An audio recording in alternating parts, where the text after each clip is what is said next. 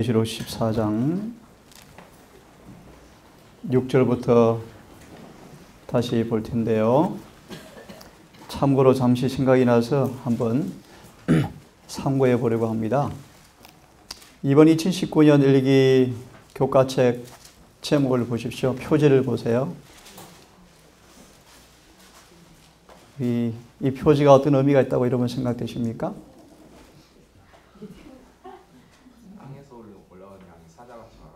와, 야, 땅에서 올라온 양 같은 이가 사자같이 말한다.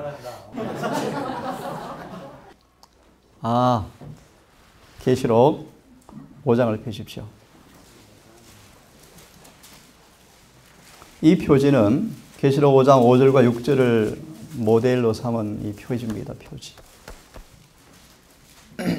제가 저자하고 전화해 본 적은 없지만 제가 표지를 보는 순간 계시록 5장이 떠올랐어요. 그래서 5절과 6절로 제가 생각이 되어지는데 한번 잠시 생각해보고 오늘 새천사의 기별을 우리 간략하게 한번 이어서 공부하려고 합니다. 계시록 5장 5절과 6절을 함께 읽어보겠습니까? 계시록 5장 5절과 6절입니다. 아주 다양한 해석이 나왔는데요. 정답을 좀 봅시다. 자, 함께 읽습니다. 시작.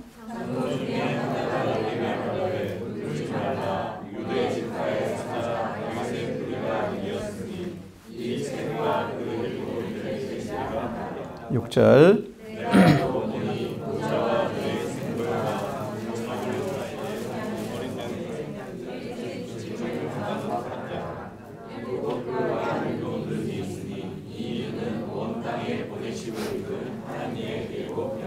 잘 읽으셨습니까?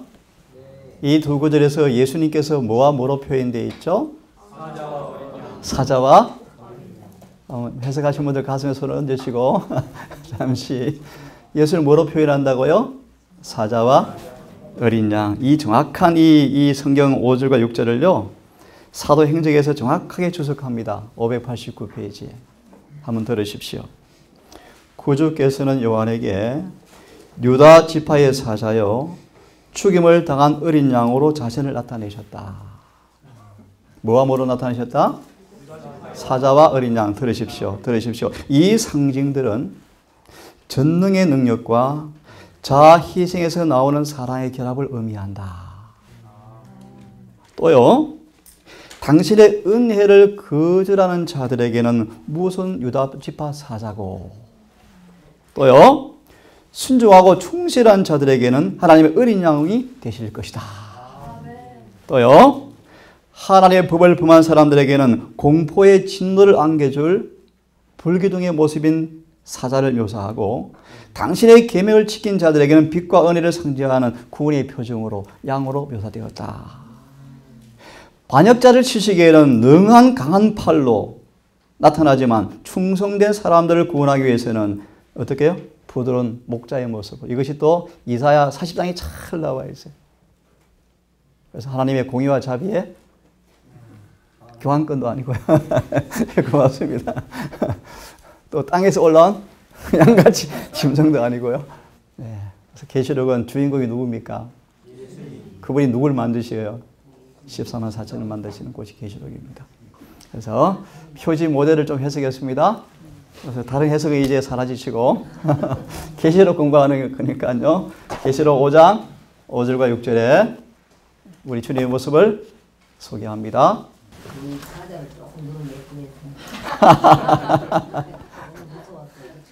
그러셨구나. 그런데요, 예수님 집사님, 요한복음 8장, 또 가야바 안나스, 헤롯, 법정을 보시면요. 또 계시 1장에 보시면 예수의 눈을 뭐로 묘사합니까? 불꽃 같고. 예수님 정말 인자하셔요. 근데 그분의 눈앞에 우리의 심장에 타 들어가는 것처럼 속이 다 드러나 버린대요. 자, 우리 계시록 14장, 우리 짧게 함께 이어서 우리 공부를 해 보겠습니다.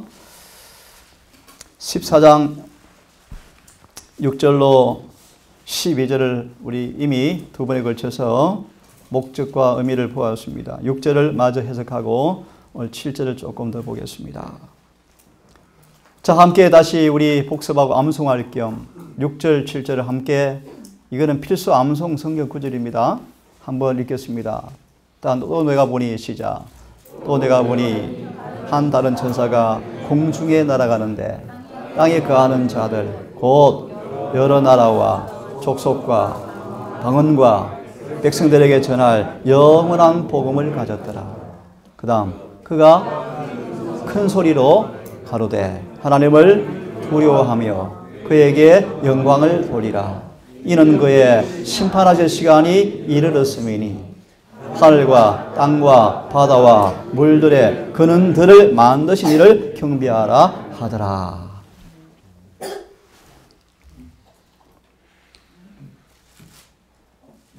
이 첫째 천사의 기별을 쟁투는 표현하기를 침례 요한의 기별과 흡사했다라고 표현합니다. 이 기별은 잠재우는 기별이 아니라 세속화되어서 세상과 일치된 사람들, 혼수 상태에 빠진 사람들을 일깨워서 경고해서 죄와 악에서 떠나도록 의도된 기별이 첫째 천사의 기별이었어요. 그래서 우리 어제 아침에 새벽에 좀 보았습니다. 하나님을 두려워하라. 그리고 말하라. 영광을 돌리라. 두려워하라 말씀을 이미 공부를 좀 했습니다. 특별히 욥기를 보시면요. 두려워하는 사람들은 죄에서 많은 사람들이죠.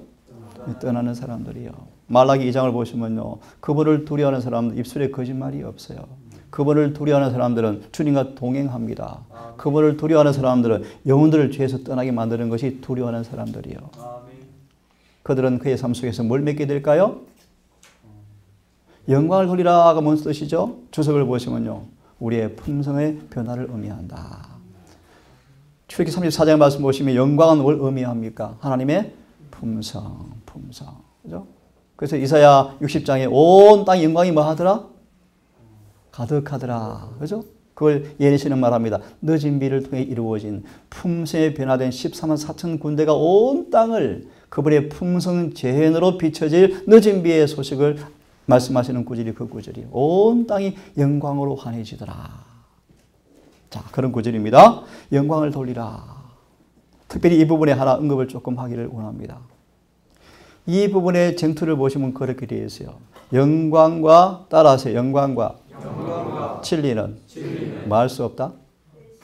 네, 분리될 수가 없다. 그러므로 거짓 오리로 그분을 뭐 할 수 없다? 영광을 돌릴 수가 없다. 그러므로 이 첫째 천사의 기별은요, 확실히 알려주는 것은요, 영광을 돌리기 위해서는 진리를 뭐 하셔야 돼요? 알고 순종하셔야 돼요. 이것이 어디 나오는가? 쟁투 제일 뒤에 보시면 믿음의 기준 성경이라는 챕터에 딱 나옵니다. 그분의 품성, 그분의 목적, 그분의 진리를 알지 않고 일치된 행동을 하지 않고서는 영광을 돌릴 수가 없다라고 말하죠. 자, 거기까지 했습니다. 오늘은 이제 심판에 관한 얘기를 조금만 더 합시다. 심판. 왜 그분을 두려워해야 되죠? 심판할 때가 되었습니다. 출애굽기 32장 32절을 보시면 이렇게 되어 있죠. 누구든지 내게 범죄하면 내 책에서 이름을 뭐하리라? 지우리라. 조사 심판은 간단히 말합니다. 생명책에 기록된 사람 이름 가운데 기록을 남겨둘 것인가 지울 것인가. 성경 하나 보겠습니다. 마태복음 13장을 펴시기를 바랍니다.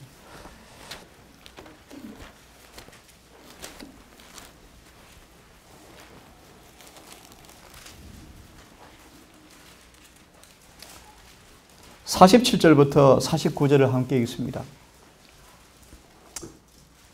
첫째 천사의 기별을 통해 선포되어지는 심판을 보여주는 한 성경 구절 가운데 하나가 마태 13장 47절 49절의 말씀이요. 함께 읽겠습니다. 시작. 마치 하늘의 왕국은 바다에 던져 각종 물고기를 모으는 그물과 같으니. 특별히 그물이란 말이 의미는 예리신 잘 나와요. 복음 전파를 의미해요. 48절입니다. 함께 읽습니다. 시작. 가득 참에 끌어올려 내어서. 이게 조사 심판이요. 또 봅니다.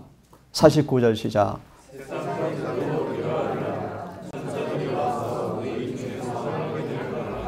조사 심판이 무엇입니까? 의인들 중에서 악인을 골라내는 거예요. 쉽게 말하면, 간단하게 말하면요, 그리스도를 믿노라 공언하는 사람 가운데서 진짜와 가짜를 골라내는 게 조사 심판이에요. 맞죠? 간단하게 말씀드린 그런 심판이에요. 그래서 이런 부분에 여러 부분이 많지만 제가 약하겠습니다. 그래서 윌리엄 밀러가 이 심판을 소개하자 실제적으로 문자적으로 그들은 두려워 떨었죠. 그죠? 예를 하나 듭니다. 남에게 손해를 입힌 사람은 찾아가서 손해를 배상했어요. 맞아요? 불화한 사람들은 찾아가서 무릎 꿇고 용서를 구했어요. 맞습니까? 밤새도록 용서의 확신을 얻기 위해서 식음을 전폐하고 금식하며 울며 애통했어요. 이것이 뭐요? 두려워라 뜻이에요. 이 경험이 지금 우리에게 회복이 되어져야 돼요. 그래서 기회 되어지면 제가 이런 경험을 함께 하고자 정말 죄를 드러내는 설교를 좀 하고 싶어요. 자, 심판이 가까웠다. 참고로 하나만 공부해 봅시다. 이거는 오늘 조금 다른 얘기, 다니엘서를 펴십시오. 7장에 22절을 아주 잘못 해석하고 있는 것입니다. 22절 펴시기 바랍니다. 7장 22절. 자, 펴서 심판과 관련해서 잘못 소개되어지는 성경 구절 하나 이해하고 넘어갑시다. 다니엘 7장 22절. 함께 읽습니다. 시작.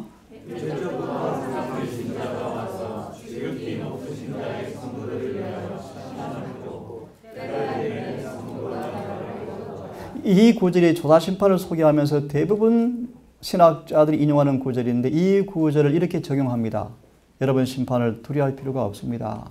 본문을 보니까 심판은 성도를 위해서 있는 것입니다. 심판이 뭐라고요? 성도를 위해서 있는 것입니다. 라고 이 구절로 조사심판의 본질을 희석을 시키는 의미로 해석이 많이 되어져요. 근데 긴 얘기할 수 없으니까 이 구절은 그런 구절이 아니라 예언신과 문맥을 딱 보시면 놀랍습니다. 이 구절은 천년기 때 이루어지는 성경 구절이에요. 원어는 이렇게 되어 있습니다. 잘 들으세요. 마침내 옛적부터 계신 이가 오셔서 성도들에게 심판의 권세를 주었고 이렇게 원어는 되어 있습니다. 다시 말하면 천년기 때 하나님의 구원받은 성도들이 누구를 심판할 거예요? 작은 불을요. 악인들을요. 구원받지 못한 악인들을 심판할 거예요. 원어는 그렇게 되어 있고 정확하게 대쟁투 660페이지도 그렇게 설명하고 있어요. 무슨 말인가? 다시 보세요. 첫째 천사의 기별은 소개하기를 하나님 뭐하라? 두려워하라. 왜요? 이 심판을 통하여 어떤 사람 이름은 책에서 지워집니다. 여러분. 그런 심판을 이 구절의 잘못된 해석으로 사람들의 마음속에 자장가로 들려주는 해석으로 인용되는 구절이 이 구절이에요. 그런데 결론 이 본문의 구절은 그런 구절이 아니라 언제 구절이라고 언제 이루어지는 구절이라고요? 천년기 하늘에서 대쟁투 660페이지 읽어보시기를 바랍니다. 자, 그럼 돌아오십시다. 계시록. 자, 심판은 그만큼만 하겠습니다. 그 외에 여러분이 있어서 연구하시고요. 자, 그러므로 뭐 하라고 말씀하죠? 하늘과 땅과 바다와 물들의 근원을 만든 이를 경배하라 하더라. 이게 무슨 말일까요? 아주 간단하게 해서 안식일을 지켜야 한다. 그래서 안식일의 회복운동이 여기에 암시되어 있죠. 그렇습니까? 네, 맞아요. 그럼 더 깊은 얘기를 드립니다. 창조주를 경배하라. 그죠? 창조주를 사실은 처음 첫째 천사가 외쳐졌을 때는 안식일 진리를 몰랐어요. 그죠? 아직 모르는 상태예요. 나중에 이것이 셋째 천사와 합류되어서 다시 삼종으로 외칠 때 여기는 안식일을 포함한다고 가르쳐주고 있죠. 그건 놔두기로 하고 이렇게 말합시다. 경배하라 하더라. 그래서 참고로 한번 연구해 보세요. 13장에 경배라는 단어가 여러 번 반복되어져요. 무슨 말인가? 여러분 잘 아셔요. 마지막 대쟁투 이슈는 무엇인가? 경배 논쟁이요. 뭐 논쟁이라고요? 경배 논쟁이요. 자, 미리 말씀을 드리고 설명을 드릴게요. 이 경배 논쟁이 무엇과 무엇을 통해서 경배 논쟁으로 우리 앞에 전개되어지나요? 안식일과. 아, 맞아요. 안식일과 일요일이요. 그러면 더 깊이 일요일과 안식일은 뭘 의미할까요? 순종과 불순종 맞아요. 또 뭘 의미할까요? 맞아요. 의와 죄를 상징해요. 그런 의미에서 들으시겠습니까? 들으시겠습니까? 그분을 경배한다라는 말의 의미는요. 죄를 거치라. 의를 행하라 뜻입니다. 그런 의미에서 들으시겠습니까?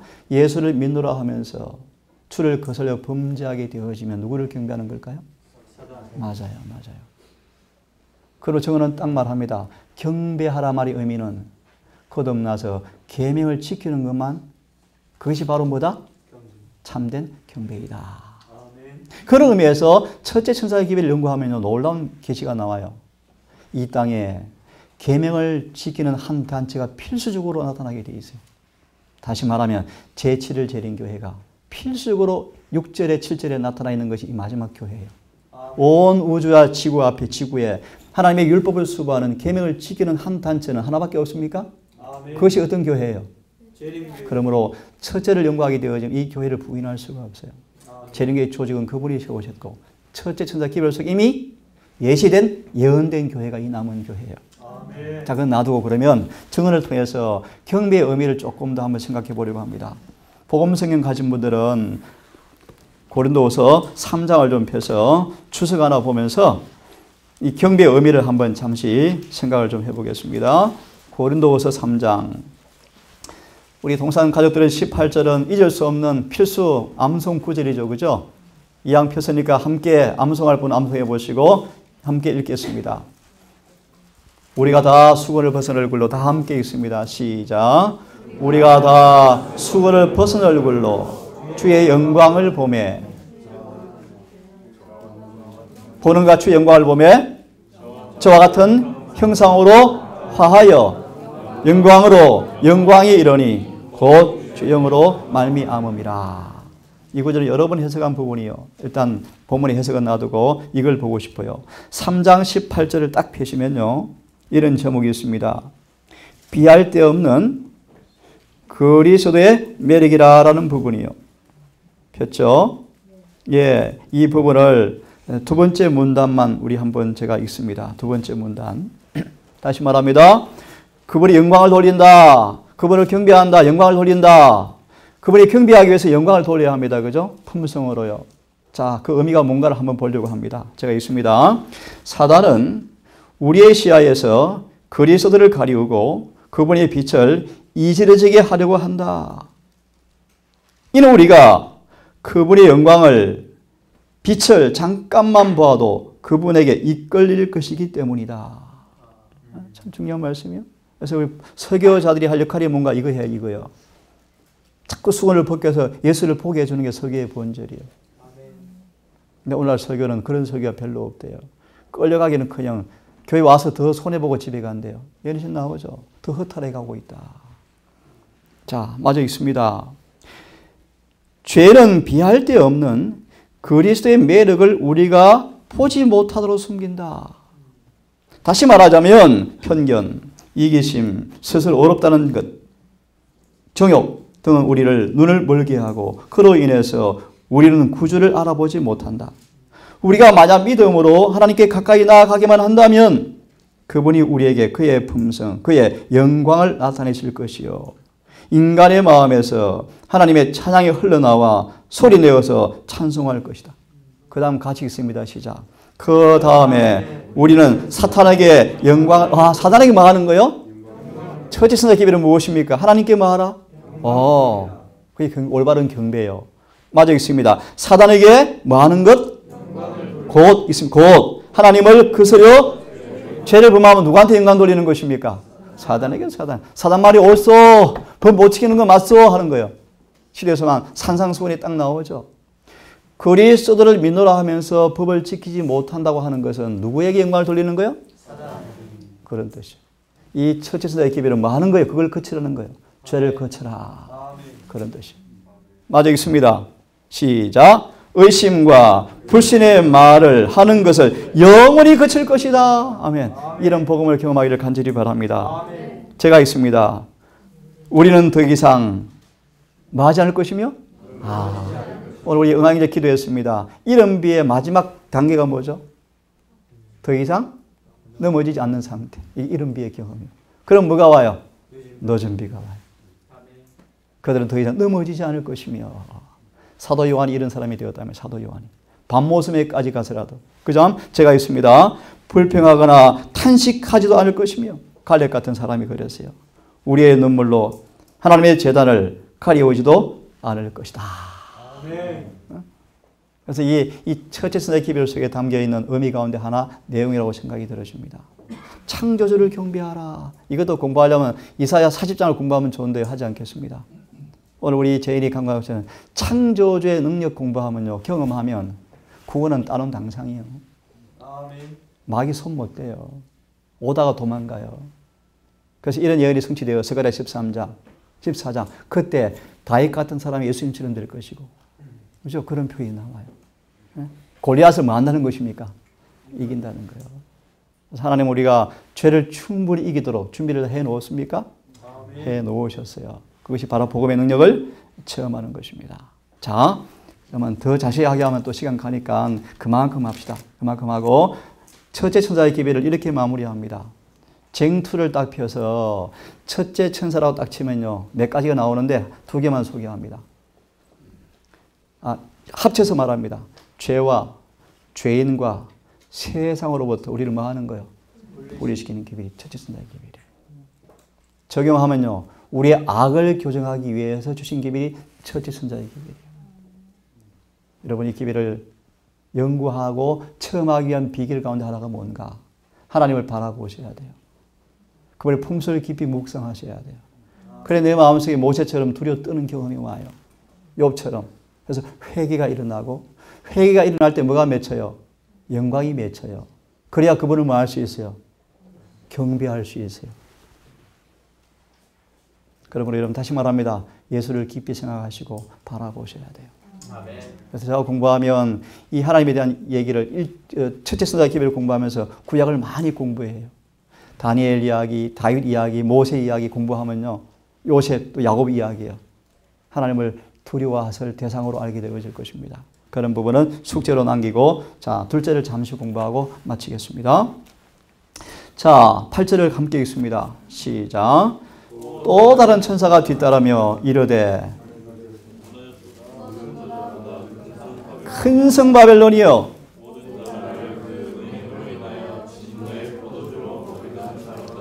예, 우선 질문합니다. 이 둘째 천사의 기별은 무엇에 따라오죠?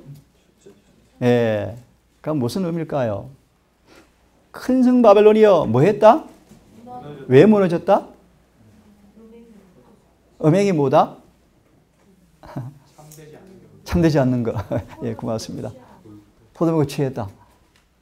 교회가 세상과 짝하여 얻은 거짓 교리를 가리킨다. 그죠? 이 포도주죠. 음행이 뭐예요? 교회가 구주에 대한 사랑을 거두어서 세상과 뭐 하는 거예요? 짝하는, 이것이 성경상 음행이다. 그러면 이 바벨론은 뭘 음해해요? 한때 순결했지만 타락한 교회들인데, 그 왜 타락해? 세상과 뭐 해요? 그 음행이요. 세상과 짝해서 뭘 먹어요? 뭘 만들어내요? 자식이요, 자식. 이게 술이요, 술. 예를 하나 들면요. 예를 들면 크리스마스, 술이요, 술. 예수와 마스가 혼합되었죠. 한 예를 들었습니다. 그래서 이 술이 뭐냐 하면 세상과 짝함으로 세상에 들어온 교리들을 기독교가 뭐예요? 진리가 뭐예요? 섞어서 가리키는 거짓 교리를 가리켜요. 이것이 포도주예요, 포도주. 이사야 29장 말씀 보시면 인간의 가르침들, 진리가 아닌 사람의 가르침들. 우리 잘 아시잖아요, 여러분. 바벨론 교회가 만들어낸 두 진노의 포도주 두 걸작품이 있다 그랬죠. 뭡니까? 이를 신성설과, 이걸 한 문장으로 풀이하면 어떤 뜻이라 그랬어요? 죄를 지어도 안 죽어. 이게 마귀의 가르침이요. 이것이 1월 효험용으로 다시 나타나는 거예요, 여러분. 이 일에 반기를 드는 주의 무기가 뭔가? 새 천사의 기별이요. 아니야, 죄 지으면 죽어. 그래서 계명 지켜야 돼. 첫째요. 셋째 천사는 뭐요? 계명 지키는 사람으로 만들어내버려요. 그래서 어려운 표현합니다. 불법의 비밀을 이기는 백성이 탄생해요. 사단은 사람들을 죄 짓게 하는 맹수의 맹수, 아주 탁월한 존재예요. 심지어 면합니다. 남은 교회마저 싹쓸이에요, 싹쓸이 지금. 근데 하나님께서 새 천사의 기별을 체험한 사람을 통하여 마귀 기만을 폭로하고 계명 지킬 수 있다, 가능하다. 그죠? 그래서 이 새 천사의 기별을 통하여 불법의 비밀을 이기는 마지막 백성들이 탄생할 거예요. 우리가 그런 사람 되기를 바라고요. 좀 돌아와서 오늘 한만큼 하나만 언급하고 다음 시간 하겠습니다. 무너졌다 뜻이면 무너졌다. 정어를 공부해 보시면요. 도덕적으로 타락한다 뜻이요. 자, 무슨 뜻인가 들어보세요. 이상한 일이 생겼는데 들으세요. 다음 시간에 자세히 말할 거예요. 첫째 천사의 기별을 거절하자 거절한 교회가 도덕적으로 자꾸 타락하더래요. 문자적으로 실제 읽어보세요. 왜 그럴까요? 성령이 거두어졌어요. 그래서 에리시는 말합니다. 무너졌다 말의 의미는 도덕적으로 타락한다는 말의 의미이다. 대정투 3걸 읽어보세요. 뒷부분 읽어보면요. 첫째 천사의 기별을 거절한 교회 그리고 첫째를 경험한 사람들을 교회에서 출교시키고 나자 그 교회가 이상한 일이 생겼대요. 회개가 안 일어나 회개가 사람들이요. 부흥이 없어요. 부흥이. 자꾸 죄가 막 교회에 들어오는 거예요. 사람들이 죄를 짓고 막 살아가는 거예요. 교회에 뭐가 떠나는 거예요? 그게 둘째 천사의 기별 속에 담긴 내용들입니다. 여러분. 우리 개인적으로도 진리가 명확하게 제시가 됨에도 불구하고 거절하면 뭐가 오죠? 성령이 슬퍼하셔요. 깊은 의미는 다음 시간 말하기로 하고 오늘 여기까지만 할 텐데요. 둘째 천사의 기별은 뭐냐 하면 첫째 천사의 기별을 거절한 개인과 교회의 상태를 경고하는 기별이에요. 우리 할 의무는요. 우리가 이제 와서 보니까 내 형제, 내 교회가 출처에 있네. 그래서 그들에게 뭐라는 거예요? 빨리 깨라. 나중에는 나오라. 이게 큰 소리 외침이죠. 그죠? 우리 삼위의 그런 사명을 가지고 있습니다. 마무리합니다. 그럼 우리는 첫째 천사의 기별을 경험을 먼저 하셔야 돼요. 그죠? 그 둘째가 수반되어지고 둘째를 따라 셋째가 경험이 되어지고 드디어 재림을 맞이하게 될 것이라고 생각이 들어집니다. 안식을 마무리하면서 한 주도 우리 동산의 우리 슬로건처럼 로고처럼요.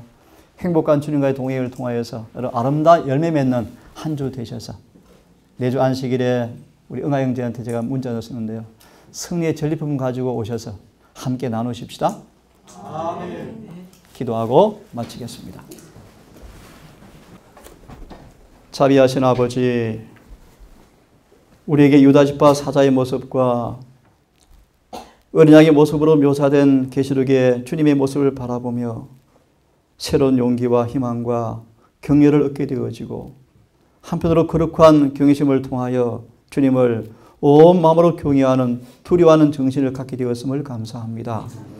특별히 아버지 이곳에 새 천사의 기별을 경험으로 이해하고 몸소 체험하는 한 존재를 통하여 불법의 비밀을 승리하고 사단을 패퇴시키고 죄의 품성을 옹호하는 한 백성으로 우리가 등재되고 싶고 준비되기 원합니다. 아멘.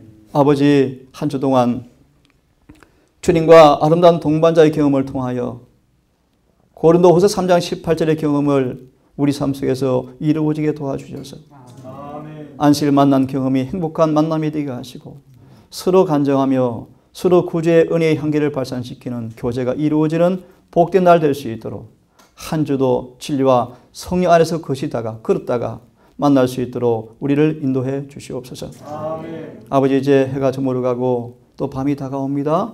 이 밤도 모든 처소마다 주의 성령으로 천사로 함께해 주시고 모두 행복한 평강한 밤 되게 인도해 주시며 잠자리에 청할 때 하나를 잘 마무리하고 깨끗한 모습으로 잠자리에 들 수 있도록 도우시고 새벽 미명 주님께서 깨워주실 때 첫 생각이 주님에 대한 생각으로 시작할 수 있도록 함께해 주시기를 아멘. 우리를 사랑하시는 예수님 이름 의지하여 기도드리옵나이다.